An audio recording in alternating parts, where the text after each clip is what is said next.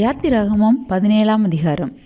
பின்பு இஸ்ரவேல் புத்திரராகிய சபையார் எல்லாரும் கர்த்தருடைய கட்டளையின்படியே சீன் வனாந்தரத்திலிருந்து புறப்பட்டு பிரயாணம் பண்ணி ரெவித்தீமிலே வந்து பாளையம் இறங்கினார்கள். அங்கே ஜனங்களுக்கு குடிக்க தண்ணீர் இல்லாது இருந்தது. அப்பொழுது ஜனங்கள் மோசையோடே வாதாடி, நாங்கள் குடிக்கிறதற்கு எங்களுக்கு தண்ணீர் தர வேண்டும் என்றார்கள். அதற்கு மோசே, என்னோடே ஏன் வாதாடுகிறீர்கள்? கர்த்தரை ஏன் பரீட்சை பார்க்கிறீர்கள் என்றான். ஜனங்கள் அவ்விடத்திலே தண்ணீர் தவனமாயிருந்தபடியால் அவர்கள் மோசேக்கு விரோதமாய் முறுமுறுத்து, நீர் எங்களையும் எங்கள் பிள்ளைகளையும் எங்கள் ஆடு மாடுகளையும் தண்ணீர் தவனத்தினால் கொன்று போட எங்களை எகிப்திலிருந்து ஏன் கொண்டு வந்தீர் என்றார்கள். மோசே கர்த்தரை நோக்கி கூப்பிட்டு, இந்த ஜனங்களுக்கு நான் என்ன செய்வேன்? இவர்கள் என் மேல் கல்லெறிய பார்க்கிறார்களே என்றான். அப்பொழுது கர்த்தர் மோசேயை நோக்கி, நீ இஸ்ரவேல் மூப்பரில் சிலரை உன்னோடே கூட்டிக் கொண்டு நீ நதியை அடித்த உன் கோலை உன் கையிலே பிடித்து கொண்டு ஜனங்களுக்கு முன்னே நடந்து போ. அங்கே ஓரேபிலே நான் உனக்கு முன்பாக கன்மலையின் மேல் நிற்பேன். நீ அந்த கன்மலையை அடி. அப்பொழுது ஜனங்கள் குடிக்க அதிலிருந்து தண்ணீர் புறப்படும் என்றார். அப்படியே மோசே இஸ்ரவேல் மூப்பரின் கண்களுக்கு முன்பாக செய்தான்.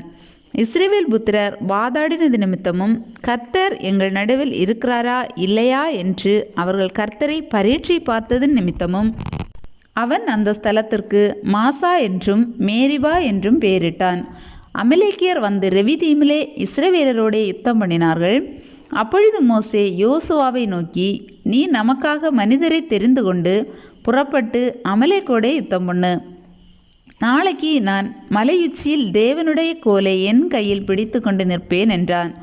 யோசுவா தனக்கு மோசே சொன்னபடியே செய்து அமலேக்கோடே யுத்தம் பண்ணினான்.